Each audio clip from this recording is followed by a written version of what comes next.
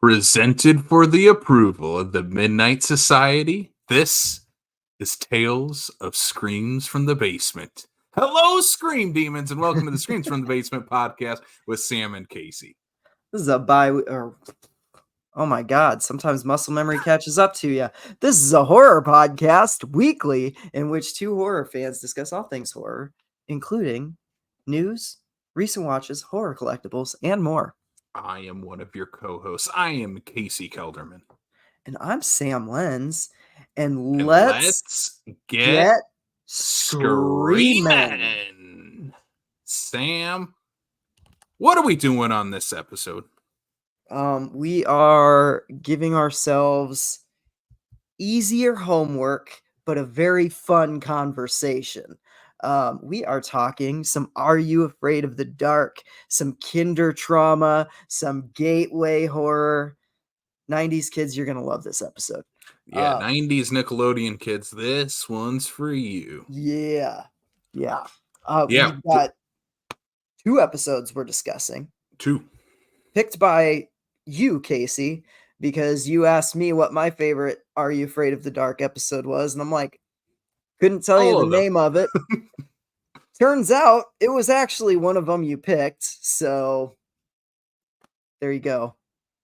It's the it's the tale of something. Yeah, it's the tale of something. Yeah. I don't know. I don't know names of this TV show, which is weird. Like, I don't know. Because they say the title and show the title in every episode. In every single episode. The thing is, until adulthood, like, all of my memories of this show were very young.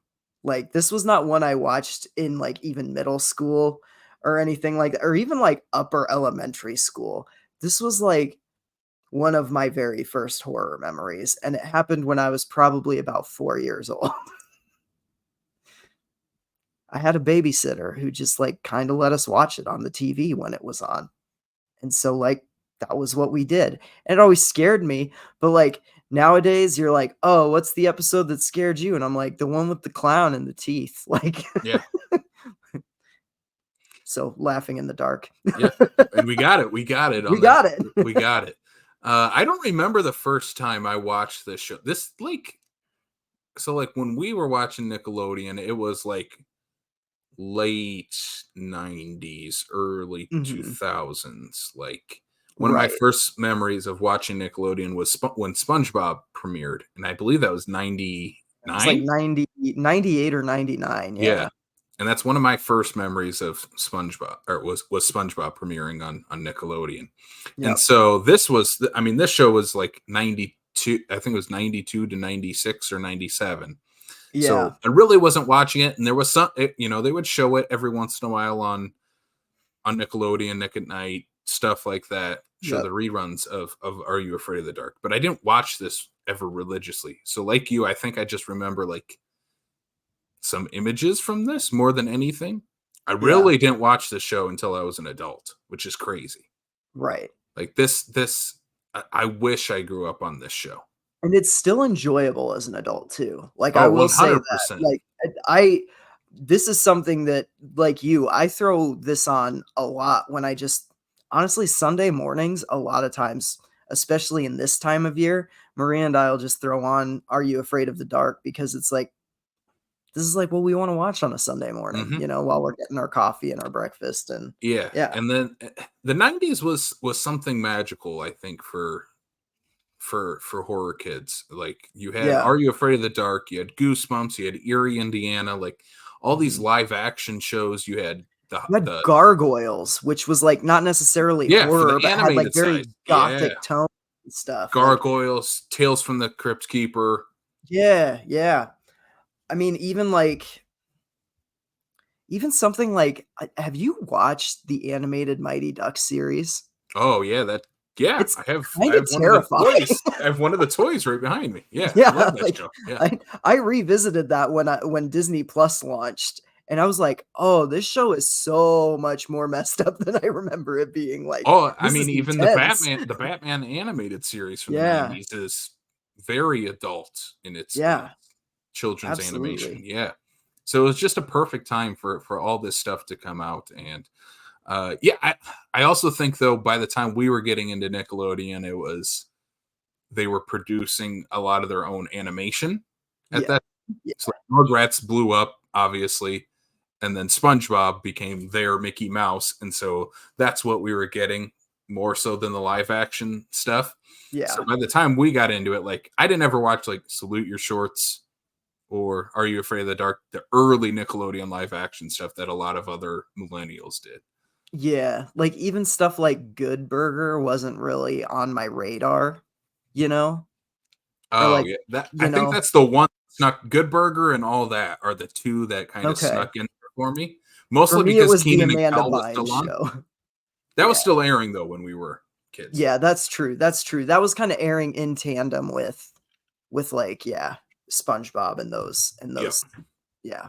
Yeah, because we would have been watching when Drake and Josh Yeah. premiered. Like that, Drake and Josh was kind of like the last Nickelodeon show that I got super into. Like that was kind of the end of my Nickelodeon era, I feel like. that was probably my peak Nickelodeon was Drake Yeah. and Josh, and then iCarly was my I'll watch this, and then it's kind of petering iCarly out was at when that like point. it was like, oh, my sister's watching Nickelodeon and I've moved on to something else type of Yeah. thing. Yep. Yeah. Yep. Yep.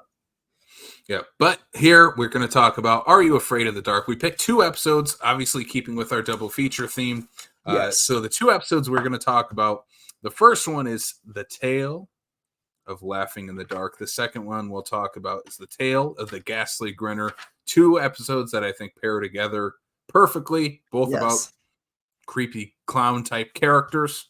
Yeah. Big smiles, terrifying. The minute I looked up both of these, because I had to look them up after you texted me the names, and I was like, sure, you know. Yeah. And I looked them up, and for one, Laughing in the Dark, I was like, oh my God, that's like the episode I would have picked, right? But also the Ghastly Grinner, I distinctly remember that, but also I was like, yeah, these are both clown episodes. Like, no shit, this is what Casey decided to pick. Those are the ones that probably scarred him. Yeah. Yeah, I'm glad I didn't watch these as a kid. Like, this clown right here is what terrified me as a kid. As a Pennywise, Tim Curry Pennywise shirt. Like that's the one that haunted me as a child. So probably good I didn't watch either of these as a kid. So let's jump into the first episode, The Tale of Laughing in the Dark, directed by one of the series regulars for directing, Ron Oliver, written by DJ McHale, who is one of the co-creators of Are You Afraid of the Dark? This is well, we talked about this a little before we were on the air. The seasons are a little messed up on every platform, on IMDb when you look them up, on Paramount Plus, which is where I watched them. You watched them on Vudu in the complete series bundle that I bought like years ago when it was on sale for one of their like horror sales. Yeah. And so this one is listed as season 1, episode 2. This came out on August 22nd, 1992. I'm going to say that's probably accurate to where this pretty is. Accurate. Yeah. So the plot of the Tale of Laughing in the Dark, Josh, who is your prototypical 90s kid, he's the we've talked about this a little bit, the redheaded 90s kid. There's always something about the redheaded 90s kid that this kid, he's always a little annoying, but like still pretty lovable. Yeah. You know? Yep. And he tries to prove to his friend that he doesn't believe in the legend of Zeebo the clown, which is the terrifying clown. Zeebo was a circus clown who apparently haunts this local amusement park attraction where it's Zeebo's giant head smoking a giant cigar on the outside.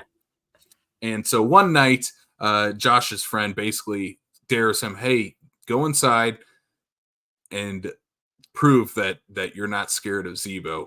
And Josh is like, I'm going to steal his nose, and that's how I'm going to prove that I'm not afraid of him. But as soon as he steals the nose, of course, the legend of Zeebo comes to life. Yeah.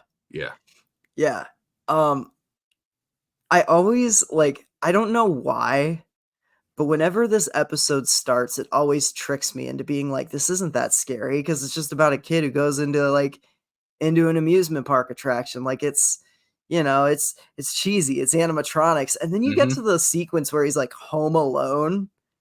Yeah, and like even as an adult, I'm like, this is bone chilling. Yep.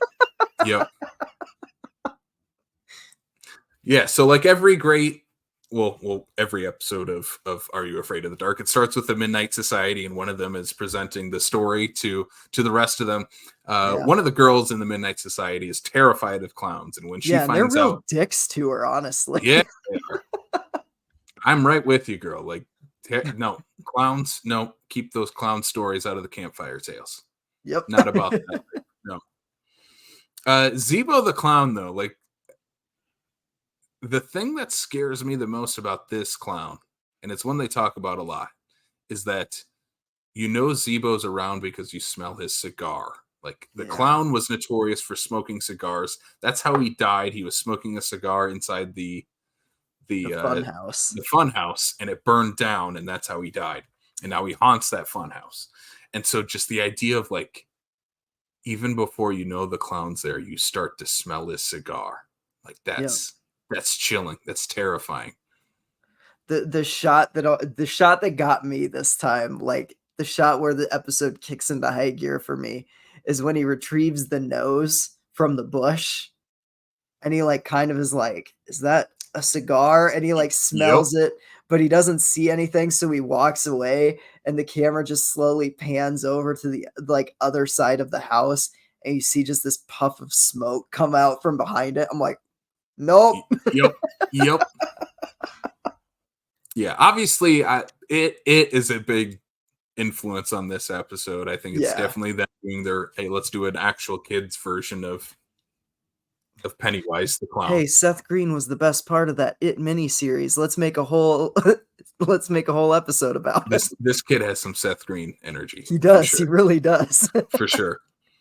One of the great gags in this that you talked about was when Josh is home alone. So basically his parents leave him home alone after he steals the clown's nose, and they're like, there's spaghetti in the fridge for you, leftover spaghetti. So he opens it, and instead of spaghetti, it's just a bunch of like rotten cigars.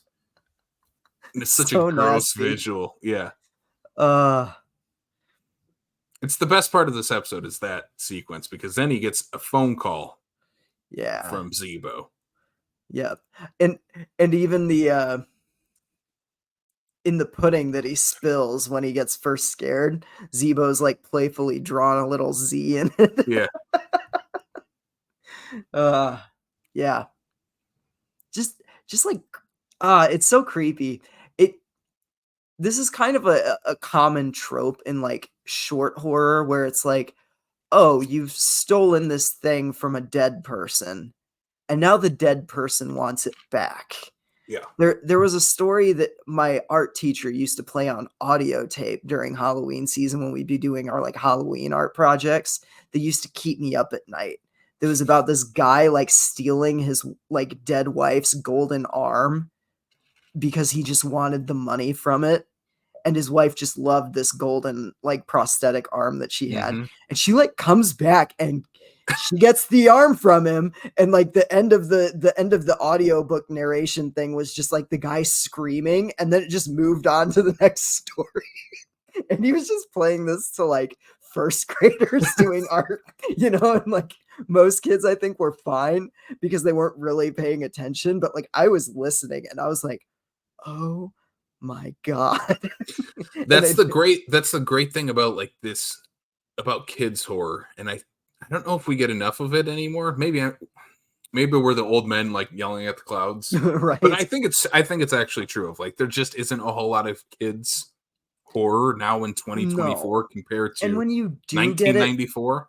Yeah, and when you do get it, it's kind of like cutesy. Like, I mean, I like both of the Goosebumps movies that they did with Jack Black, but like they're not really. No kid is going to be scared of that. Yeah. No, they're like kind of just fun, cute Halloween-y romps, Yeah. You never get the sense that any of them are in danger. Yeah, Scary Stories to Tell in the Dark definitely has that, but that's not made for kids. No, that's definitely made for like pre-teens and up.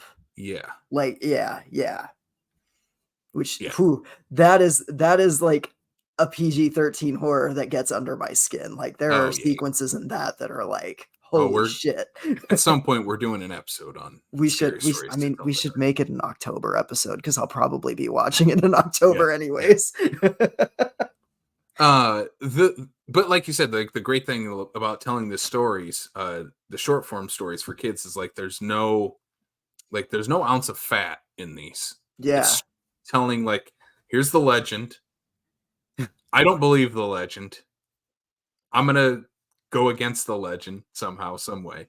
Turns out to be the legend true. Scares the shit out of me. Scares the shit out of you, and then a resolution of finishing the whatever task you need to complete the legend. Usually the kids are never in real danger. It's very much the R.L. Stine like Goosebumps thing of like, we're going to set up, here's the end of the chapter of, oh, someone grabs them behind their shoulder and it's their friend. You know, the classic jump scare setup. R.L. Stine definitely, he did that at like the end of every chapter of Goosebumps. This is really no different. Like these kids are never actually in harm, but it doesn't mean the situations that they're in are not terrifying, because they are. Yeah, absolutely. Like there was a point where I was watching both of these episodes where I was kind of like, I really wish they would have just gone for it at the ending. And we'll talk about the Ghastly Grinner, like where I kind of wish that would have ended. But then I think about it and I'm like, if I had watched that as a kid, though, I don't know if I would have recovered from that episode. Also, like, it was already scary enough. We don't need a downer ending too. Also, we need to remember when we're looking at this, it's kids telling these stories. Yes. Like when I was a kid, the kid's going to win. Like, see, I'm really morbid, I would probably kill some of them. I was a pretty morbid kid, so like I would not have probably been accepted into the Midnight Society because they would have been like, "Oh my god, that's messed up. Get out." Fine, I'll go start my own Midnight Society. Like all my horror stories as a kid like ended with people like dying or just being unable to like get out of the horrific situation. Yeah. Like my favorite endings are not the ones where people die, but it's like, I mean, we'll talk about it in the Ghastly Grinner. It's when they're just like stuck with a certain fate and there's no way out of it. Like those endings destroy me, but I love them. Yeah. So, I mean, for plot wise, I mean, these are both going to be fast because these episodes are 22 minutes long and only 18 of those are the actual story of the episode. Yeah. But yeah, he goes back into the funhouse, Josh does, and basically returns the nose back to Zeebo. And gives him a box of cigars too. I thought that was a nice touch. That was two. I have two notes that I wrote down that are not like plot wise, just like things I wrote down as observations. One is, where did he get those cigars? He has an entire box of cigars. I had the same thought, and I'm like, I mean, this kid probably shoplifts. Like he looks a little shifty, so it wouldn't surprise me if he like box of. Come on. I mean, hey. If you go back then in the 90s, I feel like you didn't see as many like shopkeepers being like, you can't bring your backpack in here. It'd be pretty easy to go to the back of a gas station, find a box of cigars and slip them into your backpack. Yeah. You know, all those gas stations that sell big boxes of cigars. Yeah. That's definitely, it was that, or he like stole it from his grandpa or something. Like that's definitely, and it's not the first time he's either stolen from a gas station or from his grandpa. Oh no, this kid's definitely like, he's a good kid, but he's a little bit of a troublemaker. Yep. The other note I wrote down was his friend Luigi, who's the kid that like basically entices him to go steal the nose of Zeebo. He has like this incredible 90s hockey bedroom. Yeah. Like the 90s bedrooms for kids were on another level. Yeah. Gave me unrealistic expectations for mine. Oh, 100%. We were lucky if we got a race car bed, let alone an entire room that was like dedicated to hockey with a, entire hockey setup in it. Right. Yeah. You want a little piece of trivia here? Yes. As we're wrapping up our conversation on Laughing in the Dark, which is one of the best episodes of this series. I love it. Absolutely. So much. It's incredible. Again, directed by Ron Oliver. Some of the other projects that he worked on. He directed 17 episodes of Are You Afraid of the Dark? Okay. 16 episodes of Goosebumps. Okay. He directed Prom Night 3. What? And that movie is such trash. I love it. Speaking of kindertrauma, a couple episodes ago, we talked about Mostly Ghostly with Katie Afraidy. No. Guess what sequel Ron Oliver directed? One of the sequels to Mostly Ghostly. Yep. One Night in Doom House. Yep. I see he also, oh my God, I'm looking him up. He did the screenplay for Prom Night 2, one of the best movies ever made. Screenwriters for Prom Night 2. Yeah. That's amazing. And now he's doing Lifetime or Hallmark movies. Like many horror directors before him. That's what all of them do. So that's where the money is, man. If you want to keep your career going, go to Hallmark after a while. Yep. So Tale Laughing in the Dark, this episode rules. It's incredible. It's one of the best of the series. Like, even adults, obviously listening to this show, go rewatch it. It's on Paramount Plus. I think they might be on another streaming service too, but it's a perfect one, especially if you have kids where you're like, let's watch something spooky this Halloween season. Pick out a couple episodes of Are You Afraid of the Dark? If you can find Goosebumps, pick out a couple of them. Some of the special, like the longer episodes, the 2-parters are streaming on Netflix. Full disclosure, this was going to be a Goosebumps episode. It'll happen down the road, but it will. It just isn't going to happen right now because Netflix weirdly took a bunch of them off. So yeah. Can I say one thing too before we move on to the next episode, just about one of the series creators?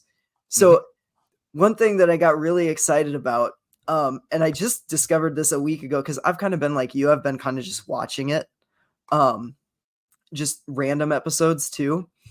DJ McHale, he wrote this episode, correct? He wrote. So the creative team is the same team for both of these episodes, actually. Oh, nice. Okay. Yeah. So DJ McHale also wrote this like high concept fantasy book series for like teens called Pendragon that I followed through the entire 10-book series as a kid. Like, it was one like where, I mean, I was a Harry Potter kid too, but like Pendragon was actually one of those that like I'd go into my local bookstore and I reserved my copy months before the book came out. Like, I was a Pendragon fanatic and I loved that book series. And I never knew, even though I'm pretty sure it's in the bio of in his bio in the back of those books, I just never made the connection that it was the same DJ McHale. And I just thought that was really interesting. Really cool. Yeah. I had to look those up because I was like, God, that name sounds familiar. I remember those covers. Very good. Oh, the covers are amazing. The covers are amazing. And the books are good too. Yeah. I didn't like how it all ended, but whatever. Stephen King's not good at endings either. We'll save that for the Pendragon. Yeah, the Pendragon episode. Yep. All right, next episode we're talking about here of Are You Afraid of the Dark? Tale of the Ghastly Grinner. This one comes from season 4, episode 9. Came out on December 3rd, 1994 when it aired on Nickelodeon. Again, directed by Ron Oliver, written by Ron Oliver and DJ McHale. This one is about an aspiring comic book artist, Ethan, who is gifted a one-of-one issue of the Ghastly Grinner, which is this comic book character. He is a supervillain my notes are so bad. A supervillain that causes uncontrollable dumbness and laughter. Yeah. The creator. Yeah. Oh, okay. Yes. And then he causes his creator to go missing before the book was ever finished. I need to take better notes. I need a better pen. This was awful. But yeah, basically the comic book comes to life, and that's how the creator of the comic book disappears. Yeah. Yeah. This one was interesting. I do remember this. I feel like this one is one, whenever you look up best Are You Afraid of the Dark episodes, you always see that image of the Ghastly Grinner. Yeah. That image is always used. It's a very striking image, and like not just the Ghastly Grinner himself, but there are a ton of different images of just like the people he's affecting in this episode that are terrifying. Yeah. bus sequence in this, I'm like, they Mhm. put this on children's television. Smile has nothing on the Ghastly Grinner. No, no. I do kind of hope and smile too that Parker Finn adds blue foam coming out of the mouths of everybody who's smiling, because that was ugh. I hope she gets on her tour bus in Smile 2, and the tour bus driver's head spins all the way around. I actually really do want, like, an adult R-rated version of that scene in Smile 2, because that Yeah, would that'd be be pretty awesome. amazing. That would be pretty awesome. Watch it happen. Like, we just predict that We that's gonna just happen in predicted it, Smile yeah. 2. Yeah. Watch it be the finale, and everybody's like, "They spoiled it." When did you guys get to watch Smile 2 before everyone else? We didn't. We're just psychic. We're just psychic, and we know other spooky kids would put weirdo stuff from Are You Afraid of the Dark in their mainstream horror film. Yeah. I mean, Parker Finn is, like, kind of around our age, isn't he? Yeah, I Yeah. think so. It wouldn't surprise me. Wouldn't surprise me. He's one of the whitest kids you know, right? Yes. No, no, no. That's, Zach Kreger, who did Oh, yeah, the Barbarian. Yeah. Barbarian, yeah. I Yeah. get the mixed yeah, because Yeah. those were the Well, they 2 came big out films of at pretty similar 2021. times with pretty similar stories to, like, at least to the directors, like, being first-time filmmakers, and Yeah. yeah. Never mind. Scratch that, reverse it, cut that, cut that, cut that. The main character here, Ethan Wood, he's like, again, talking about like typical 90s kid. He's like Yeah. typical artist 90s kid. Yeah. Like, Long, stringy hair. yep. Always reading a comic book with his comic books tucked into his upside down physics book. Yep. Love that. Such a good 90s trope. Boris likes that Boris 90s agrees. trope too. Yeah. Ethan is played by Amos Crowley, who I recognize. Did you recognize this kid at all? No, not at all. Don't look it up. You're gonna Okay. recognize him as soon as I say where he's from. Okay. I know him from Billy Madison, where he is one of the high school kids that gets bullied and has lunch with Billy towards the end of the movie, and then is hanging out at his house at the end. And him and the bigger friend, the bigger friend that he has in high school, are making out with the mucus queen. That's right. Yeah.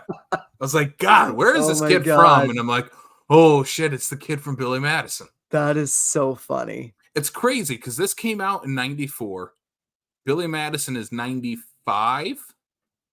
Yeah.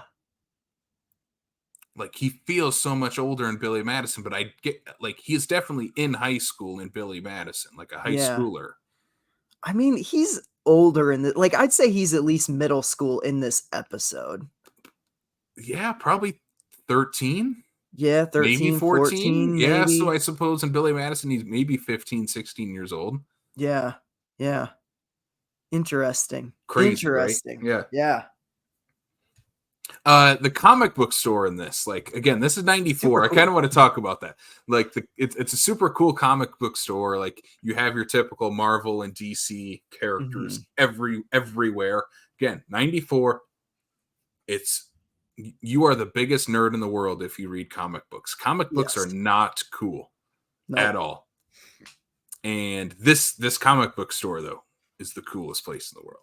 Like, I love it so much. Again, this is like during the 90s run of Spider-Man, the 90s run of Superman, like getting into like the classic, the Amazing Spider-Man logo and like all that. Yeah. X-Men are big, you know? Yep. Yeah, it's just a super cool store, a super cool set. Like, the girl who works at the comic book store, who turns out to be the daughter of the original writer of the Ghastly Grinner, is like a super, like, definitely tell, like, that's the type of girl that would have been working at the comic book store in 1994. 100%. I'm a sucker for the, like, walking down a row of masks or like busts, and then the last person is like a real person. Yeah. Like, anytime a movie does that, like, you see it coming, but like the young Frankenstein joke. Yeah, it's the young Frankenstein joke. It's so funny. Like, I don't know. I love that. You know, it struck me watching this. I'm like, this is like a kid-friendly version of Cellar Dweller.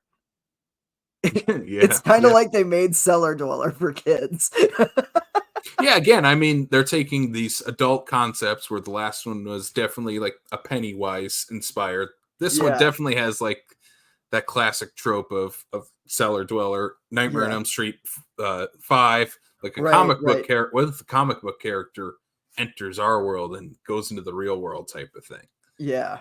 Definitely has those vibes. One of the parts I thought was super funny in this episode is that the teacher gets mad at Ethan for reading the Ghastly Grinner in his class. Yeah, he chucks it like into a fish tank. Yeah, terrible teacher. Like, what an asshole, dickhead. So what does he use to dry off his comic book? Pops it in the microwave. So good. Yeah. Which again, the microwave then blows up. Yes, and unleashes the Ghastly Grinner. Like, that's such a funny way to like introduce this character into the real world. I love it. I also love the like. Okay, I don't love like I hate the parents in this, but in a way that's like totally intentional. I love when the kid comes home and they're just like sitting on the couch and they're eating junk food and they're just like mindlessly watching TV, and they're just like, we heard you caused trouble in class today and all this stuff. And they're threatening to take away his comics. And they're like, you don't want to waste your time on that anyways. It rots your brain. Like, when the Ghastly Grinner gets them, the only difference is that they start getting blue coming out of their mouths. Cause I'm like, they were already dumb before he got to them. Yeah. They were already like, that family environment, that kid in school, like, God, yeah. You feel bad for this kid immediately looking at his home situation. Yeah, their kitchen is a disaster. They've got like a ton of outlet, like his dad Clark Griswold their kitchen with how many plugins they have in. Oh God, it's terrible. There's so many strips and like and splitters and like all zero surge protectors on any of these outlets. Like, just terrible. But then the parents do become possessed when the Ghastly Grinner gets unleashed from the microwave. Again, terrifying visual where they're just smiling and you just have this blue green, and they're laughing too, like high pitched shrill, like yeah. And then like immediately right after that, like the bus driver is possessed too. Yeah. We should talk about I forget her name, but the girl in this. The nerdy girl. Yeah, the nerdy girl. Like I didn't remember that she was like a bigger part of the episode. So when they make that like kind of mean joke about her in the classroom scene, I was just kind of like, oh, that feels a little mean spirited for 90. And then it's like kind of like oh no, it's kind of informing like why she's so attached to this kid. And I found their friendship really sweet, even though it was like they just met each other kind of thing. I don't know. I really like that. It was kind of like the two outcast kids working together to fight off this supernatural thing that they just find themselves up against. I love that concept. Yeah, she's a fun character. Maybe could have been introduced at like the actual beginning of I don't know. Like, I wish we had more of her in the beginning of it because she plays like a huge role in the end. I mean, she saves the kid, like, yeah. I wish she was a little less stereotypical nerd.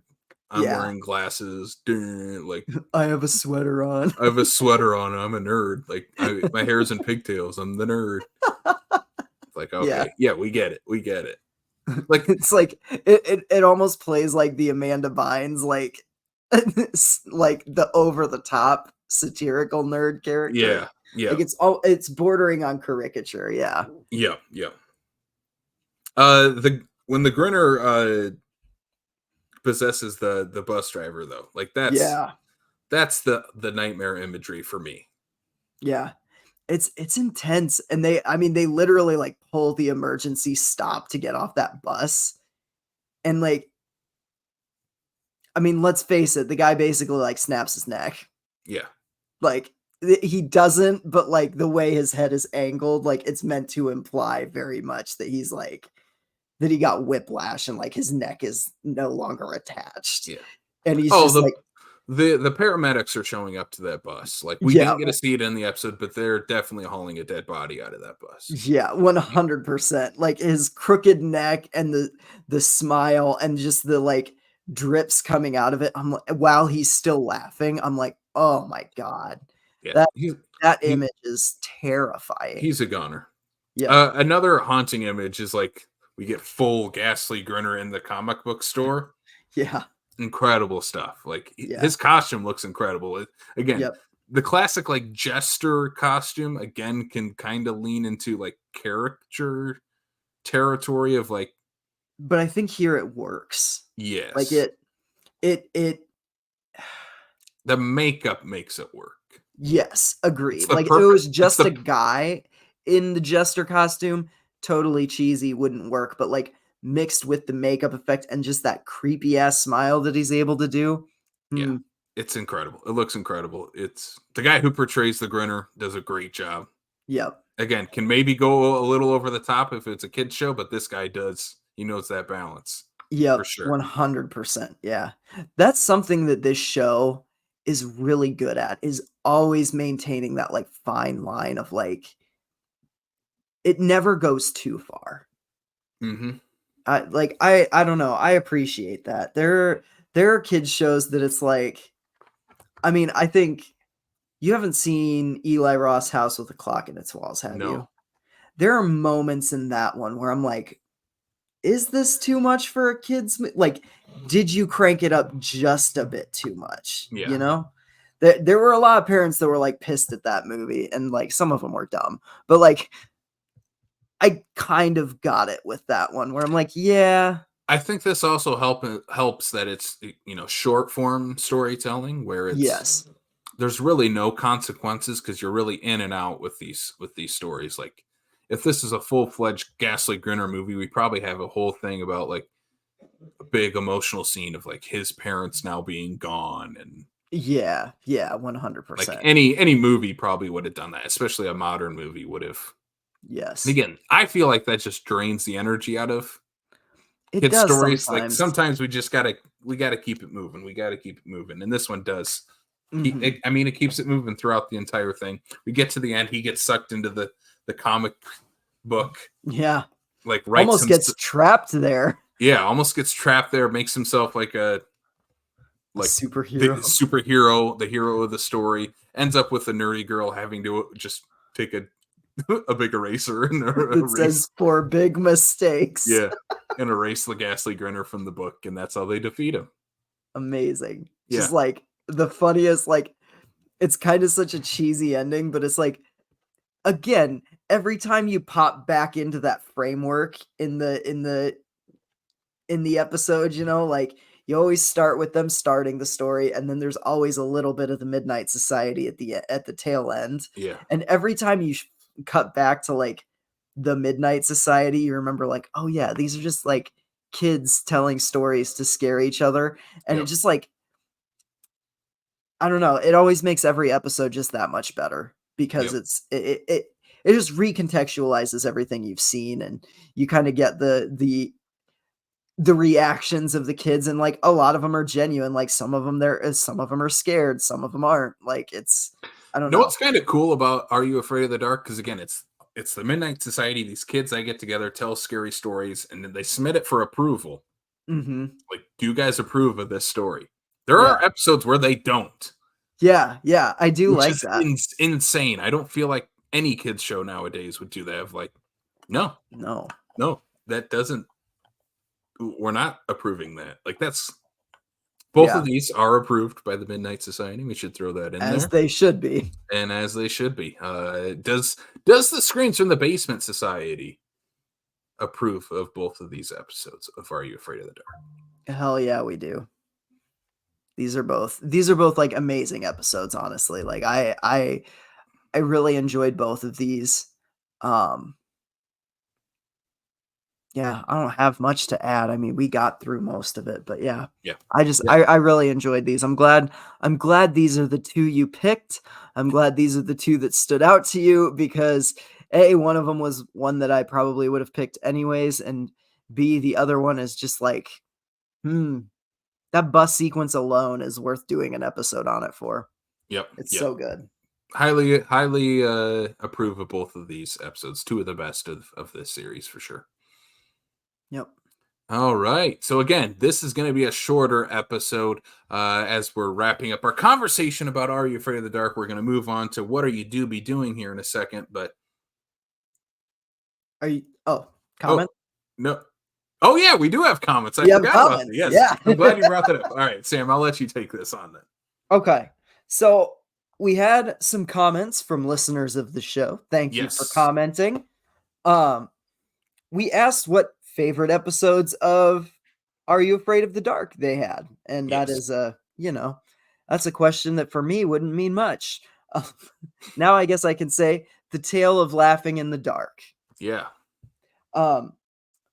Which ironically is also one of David Bow's favorite Are You Afraid of the Dark episodes. He commented The Dead Man's Float and Tale of Laughing in the Dark, and that he owns a bootleg DVD that holds the entire original series, which is pretty rad. Yeah. We also got, oh my God, I lost it. I had it up and I lost it. I got one on here. You Scott Scott Reebsman says The Tale of the Dead Man's Float, which is one we've heard we got a couple comments on, is amazing and has the best creature of the series. Agreed. Also, that creature is gnarly. Yeah. Also, he says The Tale of the Ghastly Grinner is just fun. Yeah, we definitely agree. Yep. Allison Wayland of the Sioux Falls State Theater. Yep. Shout out to them. We'll talk about them later. Yeah, we will. She also loves The Tale of Laughing in the Dark. She said this episode haunted me for years, especially because my grandma had a clown room. Whoa. No. Casey, I would love to just like open a door to a room for you and it just be filled with clowns and see your reaction. My reaction would be the same as Happy Gilmore's. You gotta die, clown. Nope, not happening. Yeah. A clown room. I'm not even terrified of clowns. Like that is not a personal phobia of mine, and a clown room sounds terrifying. Yeah. We also had a comment from Seth Benson. Yes. He said Locker 22. I do not recall that. Do you know that one? Not by title, no. I don't. Not off the top of your head? A couple other comments that we got. Again, these are all ones that we've actually talked about already. The Tale of this one we haven't. The Tale of Dark Music was an episode thrown out there. Again, also Dead Man's Float and Laughing in the Dark. Oh yeah. Hell yeah. Yeah. I don't know the Dead Music one. Yeah, I don't remember that one either. That sounds interesting though. And as a music fan, I feel like maybe I would like that. We will definitely do this again when we talk about Goosebumps. We'll ask people for their favorite Goosebumps episodes and books, because they didn't do all of the books in the Goosebumps TV show. I mean, they didn't even do the first Night of the Living Dummy on the TV show. Right? Isn't that so weird? I think they jumped to the third one, right? Or the third one. I think they've done 2 and 3. They did the first Say Cheese and Die, though. Yep. Because Ryan Gosling's in that one. Yeah. Also, in I believe it's Night of the Living Dummy 3, Hayden Christensen is the lead in that one. That's right. Oh my God, yeah. We'll definitely do a Goosebumps episode down the road. Yeah. Those are ones that I do know the names of, but that's because I was reading and watching them much later in my life. So yeah. All right, Sam, what's our next segment on this episode? Well, it's time for my favorite question. I get to ask, Casey, what have you been doing? I have been doing stuff, prepping for our big September that we have, and we'll talk about that. That'll be like our big segment here towards the end of the show. But what I've been watching recently, 2 of the movies I've watched recently are for our interviews here for the month of September. I know you have these on your list as well. I watched The Trip, which is written, directed, produced by, and starring Dean Jacobs, who we just did an interview with on the podcast last week. So you can go check that out up on our podcast channel. Incredible interview, amazing insight on indie filmmaking, sharing stories about losing their cinematographer a week into shooting, switching out to a different DP in the last 2 weeks of film. Like incredible behind the scenes stuff. The literally moving out to a house like for 3 weeks just to make a movie. Like, it's a great interview, especially for people who are interested in like very indie filmmaking. Like, because you said this was under 100,000. And all funded by Kickstarter. We do talk about that too. Yep. The pros and cons of doing something that way. Like, it's pretty cool. Doug Bradley makes an appearance in the film. Yes. Pinhead, you get a Pinhead appearance in the movie. Hannah Fierman appears in it as well from the VHS movies. Yep. Who wants an announcement? I want an announcement. Sam wants to know. Okay, well, Sam, I'm going to give you an announcement because one of the events we'll talk about later is SuperCon, where we do the SuperCon Film Festival. Guess who's going to be at SuperCon? Star of the trip, Hannah Fierman. Yeah. What? Yeah. The I Like You girl from VHS is going to be there in person. Super excited to have her there. She's a big horror fan and appeared in so many different horror movies. VHS obviously being one of the big ones. The spinoff to that, Siren, which is, I love that movie. I think more people need to check that one out. That's still on my watch list. I got to check that one out. Yeah, you should watch it try to watch it before SuperCon. Like she's awesome in it. So yeah, that was the trip. It is up on YouTube right now for free. On Creepy Popcorn, yeah. Yeah. Actually, we need to plug where they can the actual website. There's a different website that has the full version. We watched a different cut of the movie apparently. Oh, for real? Full real. I did not know that. Yes. Terror Films, which they release a bunch of horror movies. They have it up on their official YouTube. So watch it on the Terror Films one. You can find it there. Okay. The next one on the list is going to be another movie I'll talk about that's playing on YouTube right now is Milk and Cereal. I know a lot of people are talking about this one right now. It's a found footage horror film. It was uploaded straight to YouTube. It's only like an hour long. It's made by a YouTuber who does a lot of prank videos, I guess, which I am not a fan of. Not my thing at all. But he does a great job of subverting that YouTube prankster where you have it set up where these basically the premise of the fake YouTube channel in this movie is that these friends are pranking each other back and forth and they film all of them. And so one of the friends decides to prank his friend that he's throwing a surprise birthday party for.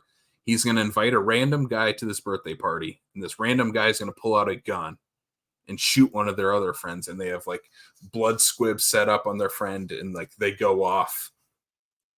And that's like the first twist of like, okay, that's the reveal of the prank. But then it turns out the friend who's getting pranked knew about that and is then pulling up another prank on them. And it just keeps unraveling back and forth on these guys.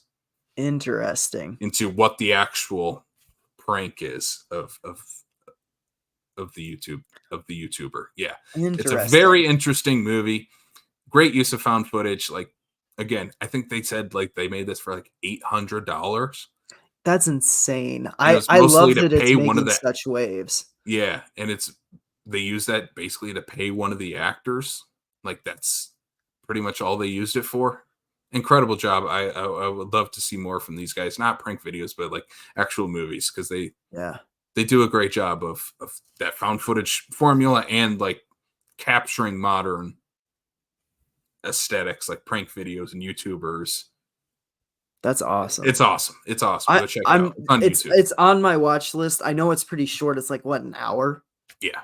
Yeah. And it's been making waves. Like there have been a lot of people online talking about this. So that's pretty cool. One that I hope people do talk about a lot is called Name the Demon. Yes. So I'm sure a lot of people probably haven't heard of this. If they did, it might be from our show, because obviously you listen to our show. You listen to our, you look at our social media. We are playing this at SuperCon. We'll talk about that later. But the movie itself, I want to talk about that. We just did an interview with one of the co-directors and co-writers, Carmela Camara. Incredible name. And Danny Bonin, who's one of the actors in the film. And also produced, And also produced. Like, they are just a creative team all together, them and their creative bunch that work together on their films. We did an interview with them, so that'll come out next weekend, on next Friday. But this movie, it's about like, it's a traditional like horror story of like the wife is possessed right after they have a kid. They don't know why, and the dad calls in an exorcist to, priest to take a look at her. Basic found footage, or excuse me, exorcist premise. Told through a found footage lens. Yep, told through a found footage lens. But the thing that makes this stand out is the final hour of the found footage is the actual exorcism. Basically, the church has to document all their exorcisms, so they hire basically someone to come and film the exorcism. They bring a deacon to film, with a camcorder with the world's worst battery, with a terrible battery. He charged it like before they left, but like that battery's going down so quick. That battery adds such a ticking time bomb to the whole thing. That battery's 15 years old, and they can't hold a charge more than an hour. So yeah, the entire time you're watching this, the camera battery's up in the corner. It keeps going down and down and down. You know something's going to happen by the time crazier shit keeps happening. Like, this movie knows how to escalate. Like, And again, like I said, it all is like this one take within that hour. It looks incredible. It's all about this exorcism that takes place in this house. The makeup effects are top notch. Like, when we watched this, that was the first thing that stood out. The makeup effects by friend of the show, Joe Castro, who did the makeup effects in this movie. He's an incredible makeup artist, and this is one of those. This movie rules. Please go watch this at SuperCon. We're gonna plug it again later. Please go watch this. This is one of my favorite movies of the year. It's it's going to be a sleeper hit. Trust us. You're going to love it. We loved it. Please watch this movie, Name the Demon. It fucking rules, and I really hope it finds an audience, because it deserves it. It's like you mentioned, the practical effects. That is great. The editing in this, it's so seamless, and it's like seemingly one shot. And like we kind of break down the process of it in the interview, if you want to listen to that. But like, the clever editing in this movie is like, it's seamless. It's so good. Like, the ending is wild, and like it was a movie that made me check every room in my house before I went to bed the night I watched it. It was intense. It got under my skin. If you like stuff like Hell House LLC, this is a movie for you. Yeah. And like, again, I have a feeling by the end of the year, I'm going to have 3 found footage movies on my top 10 list. Yeah. I just love that genre so much. And I feel like we've gotten so many movies this year that have added to that genre, not just doing like great found footage here. We're past the stage of like everything's a Paranormal Activity knockoff, and now we're like, what's the weird things we can do with found footage? And this is one of them. All one take. Like, that's incredible. Yeah, I'd say for fans of like Host and Hell House LLC, like, seek this movie out, because you will fucking love it. Yes. All right, next couple movies. I rewatched Slumber Party Massacre as part of Joe Bob's all night sleepover, night marathon. Night marathon. Yeah.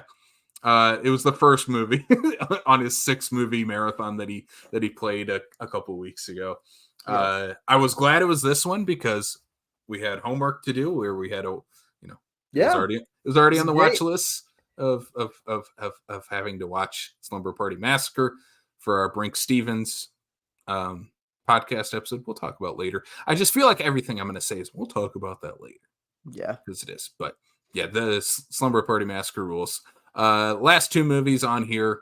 I watched Beetlejuice, and right before that, watched the original Beetlejuice. So obviously, what else do I need to say about the first Beetlejuice? Yeah, To me, it's a perfect movie. It really is. It's fucking great. Yeah, it's incredible. It's one of the best. It's just one of the best like horror. Just one of the best horror films of all time. Like, yeah, I don't know what else to put it in. There's no other category that Beetlejuice fits in because there's nothing else like Beetlejuice. yeah. To me, like truly, there's nothing. To me, that whole movie is like Winona and like Michael Keaton's incredible as Beetlejuice, but like to me, that movie belongs to Winona Ryder and Catherine O'Hara. Like they are so fucking good in that movie. Everyone is so good in that movie. Yes. Alec Baldwin's incredible. Gina Davis is Oh incredible. my god, yeah. Gina Davis is just the women in that movie like make that movie, honestly. They but then Keaton as Beetlejuice is just And Keaton as Beetlejuice is obviously like a huge component. Yes, yeah. yes. The guy who plays Otho is incredible. Like I love Otho. Yeah. For Beetlejuice, fuck Jeffrey Jones. Yeah, fuck Jeffrey Jones. But Beetlejuice. I thought this movie was fine. It was okay. It was kind of what I expected this movie to be. Like I went in with, I'm excited to see Beetlejuice 2. Like I'm glad it's finally happening. It was a real thing. It wasn't like a Honda commercial. It was an actual movie beginning to end. I'm glad. I believe you, and now I'm just kind of like, oh, okay, I'll get to it when I get to it. Yeah, it's a real thing. It exists. It's okay. It's okay. Like Michael Keaton is the best part of this one for sure. Okay. Like he seamlessly is back as Beetlejuice. It's kind of insane. Never left him. Yeah, it never left him. It's insane where you look back at especially some of the legacy sequels where it's like, yeah, you've definitely aged and you definitely have changed. And it's not really the same character. This is like they shot Beetlejuice 1 and immediately 2 weeks later they shot Beetlejuice for him. He feels so much the same. It's incredible. Amazing. Winona's good. They kind of make Lydia a little bit of an idiot in this movie, which is my biggest gripe is that she has this love interest and like he's obviously like manipulating her, and it's like the Lydia we know would recognize that. See, you're not the first person to say that, like that I've heard that from, and that to me is probably like the biggest. Like I'm like, okay, it's overstuffed, it's blah blah blah. It's like so is the first movie. The first movie is so overstuffed. And I'm like, it's not a legacy sequel. Like all of these criticisms mean nothing to me because it's like that is what I expect going into a legacy sequel. But then you tell me that they take the teeth out of Lydia Dietz, and I'm like, no. She's like Winona still. Yeah. She's great as Lydia. It's just Lydia's a little, she's not as well written, definitely, as that first movie. Same with that sucks because she's honestly one of the best horror characters of all time. Oh, she's like the greatest movie goth character of all time. Oh, easily. Yeah. So it's something they haven't figured out with Jenna Ortega in anything, where I feel like they want her to be that. This is another version of, we don't really know what to do with her. We know she's super popular, but we can't quite get her to that. I think her to that Wednesday level. Yeah. Yeah. So I was about to say, I think her performance in Wednesday is there. I don't think the show surrounding her is there at all. I was not a fan. I'll agree with that on this. Yeah. Yeah. Okay. They do a fun. Catherine O'Hara is the best returning non-Beetlejuice character. Yeah, that makes me so happy. She is so funny in this movie. She's always funny. Like, Catherine O'Hara is a national treasure. Some of the biggest laughs in this movie come from her. So I don't know how much. I don't want to spoil too much on this, but they do introduce like Jeffrey Jones's character back. I've heard. I'm so excited. It's in the trailer. Like that's the funeral that they're at. Yeah, like, is his. But he's a character in this movie, and it's so goddamn funny. Yeah, I've heard. I haven't heard specifics, but I've heard the way they deal with that is hilarious. And brutal. And I'm like, okay. And on brand for Tim Burton. Yeah, that sounds awesome. My favorite new character besides Bob, who's obviously in like all the marketing. He's the shrunken head character. There's like multiple he's like he if Beetlejuice is Gru, Bob is the Minions. Bob is the Minions. That's amazing. They are so funny in this. Like they could do like spin-offs for days with the Bob character and all the other versions of Be Bob. Careful what you wish for. You're gonna I want it. Pretty soon you're gonna get Bob's Rise of Beetlejuice. I would watch that in a heartbeat. He's incredible in this. I love Bob and all the other versions of him. They all have different names. And they all get the movie ends with like title card credits where you have like Michael Keaton pop up as Beetlejuice and as Michael Keaton. For Bob, they have like Bob pop up and it just says Bob. Mike. And just Mike, and it's another one of those. Robert, oh my god. Here's another one. That's incredible. So funny. But my favorite new character is Willem Dafoe. Okay. So funny in this movie. He plays like he's in the afterlife and he's playing a cop in the afterlife. Except in the real world, when he was alive, he was an actor who played an action movie star. But in the afterlife, believes he's like the paranormal police. Okay. It's so funny. He hams up as this afterlife cop. He's incredible in this movie. He does like all the gun poses you would expect of a action movie star cop. He's incredible. He's so funny in this. I would still very much recommend people watch this. I will probably, once it comes out on streaming somewhere, watch it again. Like, yeah, I feel like I'm going to grow to like this more as I watch it more and more. I've also heard it's pretty Halloween-y. Like I've heard it's actually it takes place on Halloween and like, that's cool. I like that. Yeah. So I recommend Beetlejuice. I thought it was okay. Like, hell yeah. It's not the first. Nothing ever was going to be the first one. No. Guys, we could have got Beetlejuice Goes to Hawaii. I'm glad we got Beetlejuice. I mean, I still want Beetlejuice Goes to Hawaii, but yeah. I'm excited to watch it. I'm going in with my expectations tempered. Yeah. But like I am excited to watch it, and I am gonna try and catch it in theaters. It's doing really well. It's gonna be there for a while. It'll be in theaters for a while. Yep. Yeah. So like I have some time. Yeah. Especially with spooky season coming around, like it might still be there by I don't know if it'll still be there by Halloween, but I would not be surprised if it's there at least for the first couple weeks of October. Yeah, it'll be there through at least the first couple weeks of October for sure. Well, that's it. That's all I've been doing. Been trying to catch up on some stuff before our big events this September. But Sam, what have you been doing?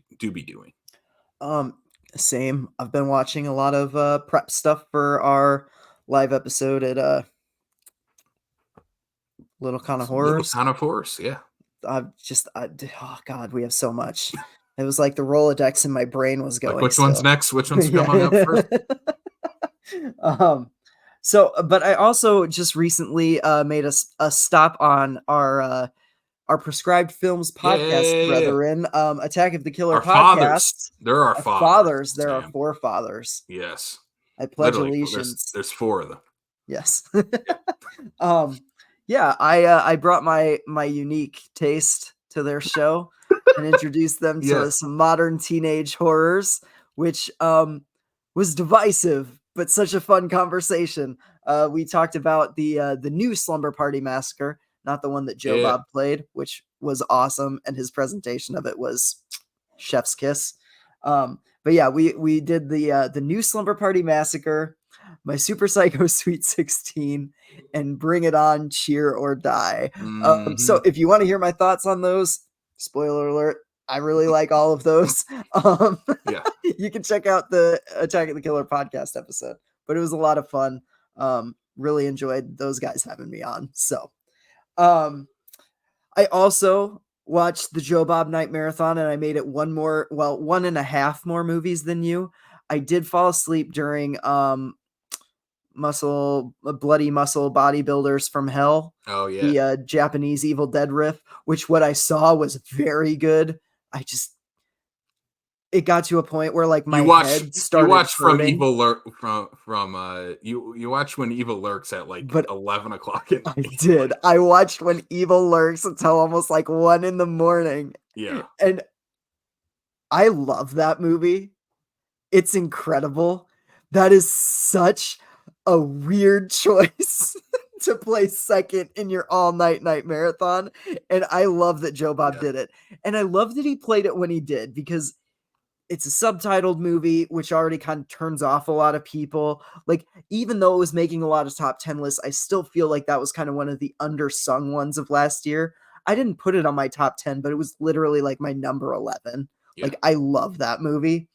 Rewatching it, it is not lost an ounce of its power. I fucking love When Evil Lurks. If you haven't watched it, highly recommend it.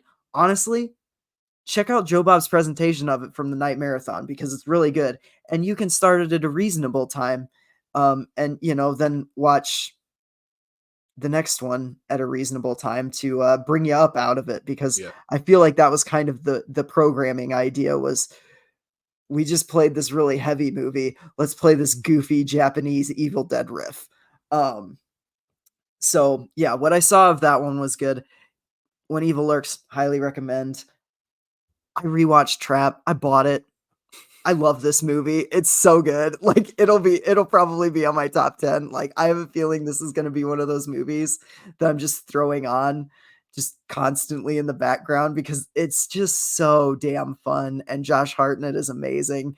And it's probably my second favorite of this, like, M. Night Renaissance period that he has been in. I love Trap. So, but I talked about that enough. I watched for the first time a Wes Craven blind spot that I had not gotten to, The People Under the Stairs, which came up on our 90s horror countdown that we did on Fat Dude Digs Flicks. Surprisingly high. I think it was like number 3 or number 2. It was up there. I was gonna say it was top 5 for sure. Yeah, it was definitely top 5. And I had just found, like, I don't know, a month ago. I think it was the highest. It was the highest Wes Craven. It was the highest Wes Craven. 90s. It was above had to have been Nightmare number 2 and then. Scream. Yeah, because I think it was Scream then. Yeah, because we did 2 Wes Cravens in a row, didn't we? Yeah, I think it was Scream and then People Under the Stairs, and then I think it was Blair Witch Project was our number 1. Yeah, that might have been, because like a New Nightmare was kind of in the bottom 10, I think, somewhere. So yeah, 3 Wes Craven movies made that. Yeah. Honestly, no, I don't love this one more than Scream, but like, I am glad that it was played there, and I'm glad that it was played as high as it was. People Under the Stairs is amazing. Mm-hmm. It's like way ahead of its time. It's kind of Get Out before Get Out. Oh yeah, Jordan Peele has talked about this movie quite a bit. Yeah, like I mean, isn't he producing like a reimagining of it at some point? Yeah, I think that's been in talks. It's like, but I think that was in talks like right after Get Out. Yeah, it might have been. Either way, if he did an update on this, even just like producing it for for another director, I bet they could do something really cool with that. So yeah, I really love this. What's the kid's name? Fuck, why am I blanking? Brendan, he's from Mighty Ducks. Yeah, and like in The Sandlot. In The Sandlot too. And like, I just, his character in this is like one of the best like kid horror movie protagonists ever. I love him in this movie. It's so good. Like, yeah. Amazing. You've got the Twin Peaks alumni as the crazy couple in the neighborhood. They're both great. The leather-clad daddy who is just like toting his shotgun and like blowing holes through the walls. Amazing. Whole movie just great. You have Sean Whalen, who he's in like Twister and what else is he in? He's in like so many 90s movies I can't think of right now. But he's the one of the people that lives in the house. Yeah. Oh, Everett McGill and Wendy Roby. They're the couple. Yeah. And then Fool is the kid's name. Fool is an amazing character. I love it. Ving Rhames is in it for a while. Like, that's so cool. I don't know. I was cheesing out hard on this movie. I really loved it. Just great watch. Highly recommend it if you haven't. I watched it on the Scream Factory Blu-ray, and it just looked amazing. So yeah. And And then this one isn't horror, but I'm going to end on it because this movie brought me a lot of joy. I only rated it 3 stars because it's not very good. But I watched the new Roadhouse with Jake Gyllenhaal. Okay.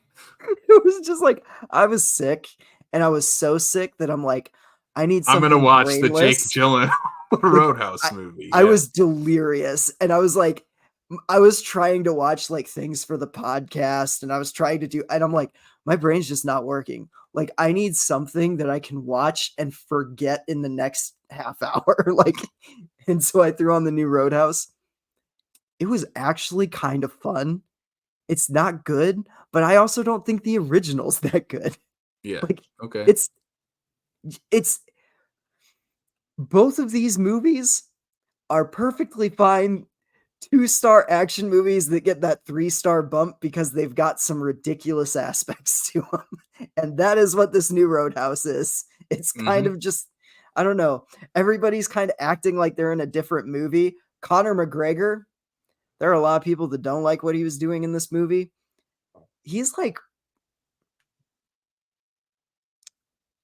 the non-tatted up version of the Jared Leto Joker, but I mean that in a very good way. He's just wild in this. You see his ass twice because he's walking around like bare naked for parts of this movie. Like, and he's just like smiling and laughing while he's like beating the living hell out of people and trying to kill them. It's amazing. Like, and that's all I really remember from it. I was in a very fugue state when I watched it, but yeah, it's I'll tell you this, if you find yourself laid up with the flu and you can't function brain-wise, perfect movie to throw on in the afternoon on a sick day. That should be on the DVD cover art. It should be. Yeah. So yeah, that's what I've been doing. And then a ton of stuff for prepping what we've got going on for the rest of this month, which is a fuck ton. We have a metric fuck ton of stuff. That is a scientific, accurate estimate of how much stuff we have going on for the rest of this month. There it is. Okay. Woo! I was hoping this would work. Okay, there we go. I'm glad that pulled up. So this is what we have coming up then for this entire month of September. This is just September, folks, and it hasn't even happened yet.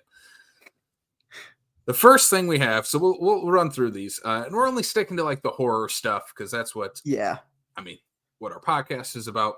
So tonight, if you're listening to this on the night this came out, this is dropping on Friday the 13th. Happy Friday the 13th, everyone. Yes. Please celebrate with us tonight at late night at the Sioux Falls State Theater as we watch Friday the 13th, Part 5, A New Beginning, 10 p.m.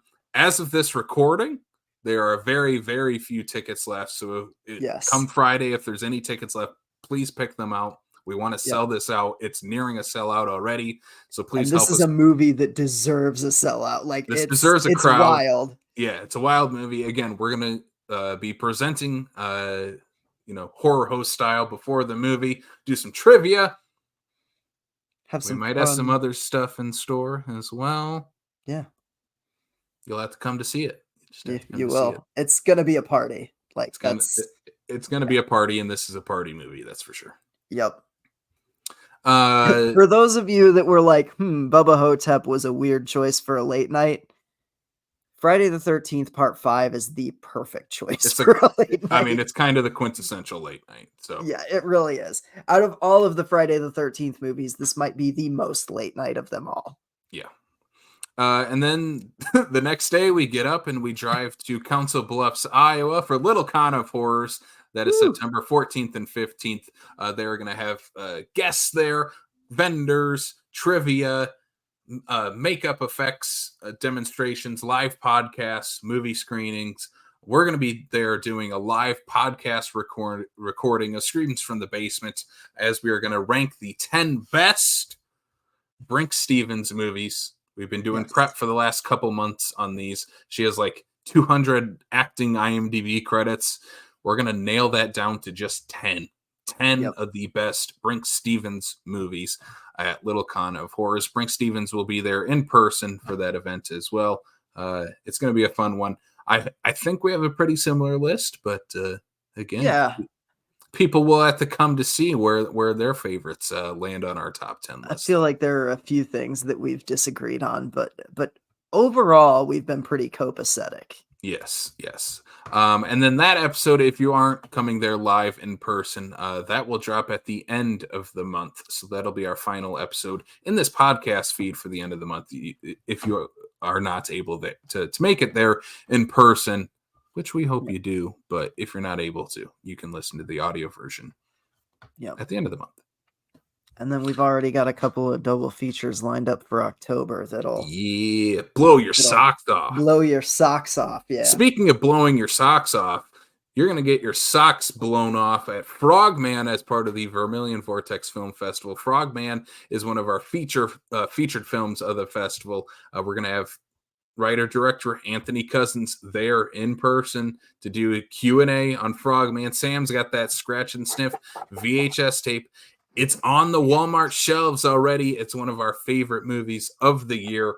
Please go check this out. That is going to be in Vermilion, South Dakota, September 21st. Again, Frogman starts at 7 o'clock, followed by a Q&A with Anthony Cousins afterward. And then come hang out and party with us before and after the movie, because we're going to be showing movies all day, and then we're going to have an after party afterwards. Yeah. And then another big one. This one's pretty horror heavy this year because it is. It's us.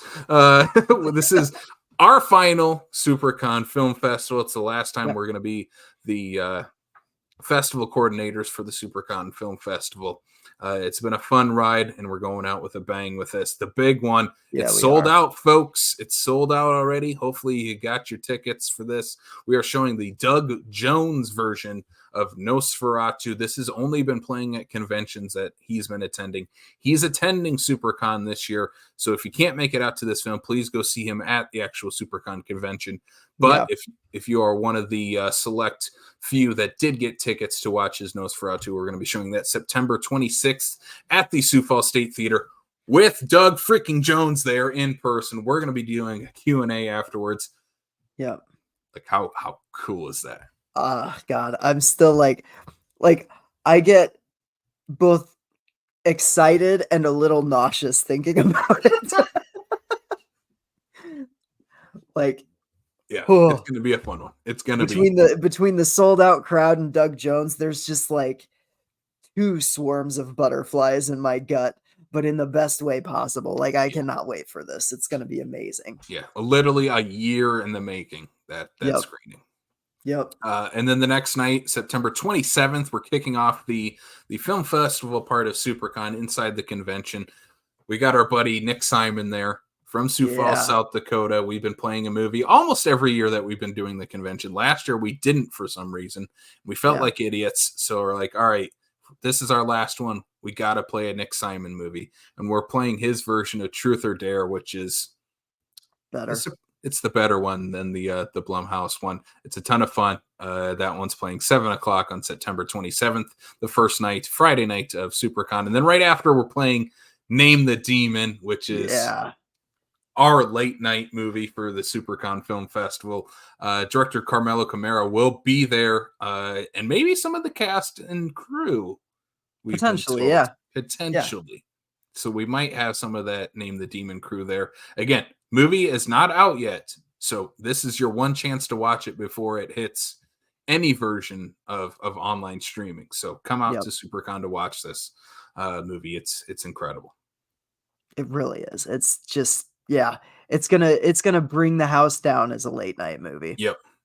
And then Sam, what's our last thing for SuperCon? I'll let you name off these high profile names that we're including in our horror panel. We have, oh my God, why am I blanking? Dana De Lorenzo. We have Dana De Lorenzo, Kelly from Ash versus the Evil Dead coming. Yep. We have Hannah Fearman from VHS, Siren, and The Trip. And we have Nick Simon. They are all going to be doing a horror on screen panel Saturday afternoon at the convention center in the film room. That'll be moderated by us, but I don't know how much moderation they'll need. It'll probably just be more of a discussion and probably opened up to questions towards the end. Yep. Yeah. And then you know what? We should still plug it because I love the Turtles and they're mutants and monsters. Feeling that turtle power. We're feeling that turtle power. We're playing the original 1990 Teenage Mutant Ninja Turtles with screenwriter Todd Langen, and we're going to be doing a post-screening Q&A with him too. As a Turtles kid, very excited. It's amazing that I went through an entire 90s what was our childhood like episode, and this is the first time I'm bringing up Turtles. But hey, we got there. We got there. So I'm in that same boat. That's my Turtles. Like, I wasn't a Turtles animation kid. I was a Turtles movie kid. I did the animation too, but like the movies were like, especially those first two, like, and especially honestly, Secret of the Ooze. I get why people are like, it's not as good as the first one. It's probably not, but like, my God, 7-year-old me disagreed hardcore with it. yeah. So yeah, that's going to be so much fun. We are playing the first one with screenwriter Todd Langen, who also wrote Secret of the Ooze. So you best believe I'm going to be sneaking some of those questions into. 100%. We're going to be talking Secret of the Ooze too. Yeah. But that's our September lineup. This is we bring all this up to say this is the last time you're going to hear our voices. Well, actually, it's not true. You're going to hear our voices every single week, still on this podcast feed on every single Friday. But it's the last time we're recording here for the month of September, and we're recording this on what's the date today? The 10th. The 10th. So we're recording this on the 10th. This is the last time we're recording until October. Yep. So we've been prepping for this for, like we said, a year now. We knew this month was coming. It's here. We're still giving you that podcast episode every single week, but this will be our last time recording before that. So before all of our stuff starts happening, and we hope to see you at any or all of these things. Yeah. Like, honestly, and if you listen to the show, say hey. Yeah, like Sam said, if you listen to the show and you haven't met us, please come up and talk to us. Be like, hey, I listened to your guys' show. Yeah. Shout out to James Boding, who Yeah! ran into me at Face Fest, not even a horror event. Yeah. He just spotted me in the crowd at Face Fest while I was jamming to some 303 and came over and said, hey, and that was awesome. I love getting to talk to him. So yeah, shout out James Bowden. Thanks for coming over, man. You made my night. Yeah. So James, if you come to any of these, please come say hi, because I was on the other side of the concert. Casey was with the fancy VIPs. I was like 10 feet from 303. Like, I got high fives from both of the guys from 303. It was pretty That's incredible. Pretty rad. Yeah, I did not have that, but I also did not want to be in that massive crowd. Oh, I was losing my mind for 8 hours at that festival. So I feel like we go to concerts very differently. Yeah, it's probably true. All right, Sam. Well, if people want to listen to all the episodes that we got coming out, including our episode that is already out now on the trip, next week we have an episode on Name the Demon. 2 weeks after that, we have our live podcast recording on the top 10 Brink Stevens movies. If people are listening to this and they want to hear more of it and want to subscribe, where can they do that? Well, you can subscribe on Apple, Spotify, or YouTube. We appreciate any or all of those. Be sure to leave us a rating and review. Those 5-star ratings really help us get us noticed, help get us more followers, and help us grow the Screams from the Basement family. Yes. And yeah, I'm sure we're on other things too. Those are just the big ones. So yeah, we definitely are on other things, but I don't know anyone who listens on any other thing. Yeah. So if you're one of those people that listens on other things, I don't know. Cool. You can also follow us on Facebook, Twitter, TikTok, and Instagram. I'm sure we'll be posting a lot because we've got a lot of stuff going on this week or this month. Yeah. There will probably be a lot of pictures and video updates and all sorts of cool things. So keep in the loop with Facebook and Twitter. Casey, what are some other ways that they can support the show? Hey, they can help support the show if they like reading Fangoria magazine like us. They can go to shop.fangoria.com/Screams from the Basement. That's shop.fangoria.com/Screams from the Basement. Use promo code Screams from the Basement. And you can save all one word. Easy enough to do. It's the name of the show. You can use it and you can save yourself 20% on an annual subscription to Fangoria magazine, or you can buy t-shirts, hats, mugs, anything else there. And if you'd like to buy some Screens from the Basement merch, you can buy that too. Not on Fangoria. No. You go to tpublic.com and you can find all the links in our social pages there. I believe when this episode drops, our store should be on sale for 35% off as well. Ooh. And we just dropped a brand new design on our merch store as well. It's Screens from the Basement. It's our heads as not Funko Pops. They're not Funko Pops. As Gunko Pops. Bobbleheads. As they're not Funko Pops. As Punko Flops. As Punko Flops. Yes.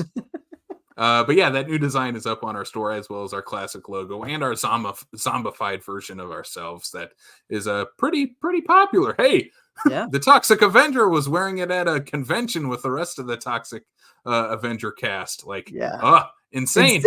Yeah. So if you want to be cool like the Toxic Avenger, buy our shirt. You can find the link to that in all of our social channels, and just search for Screens from the Basement on TeePublic. You can find us there.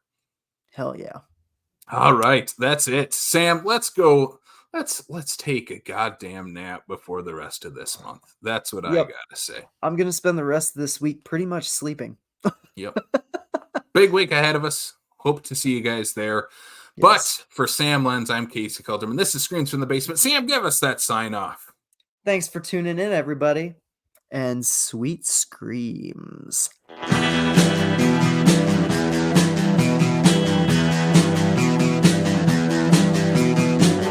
You're listening to the Prescribed Films Podcast Network, home to hundreds of hours of free podcast entertainment. The shows on this network all have a common goal: providing you with the best discussions about movies and other forms of entertainment media. The PFPN hopes to fill your earholes with audio joy. Visit our website with links to all the other amazing shows at www.thepfpn.com. Thanks for listening.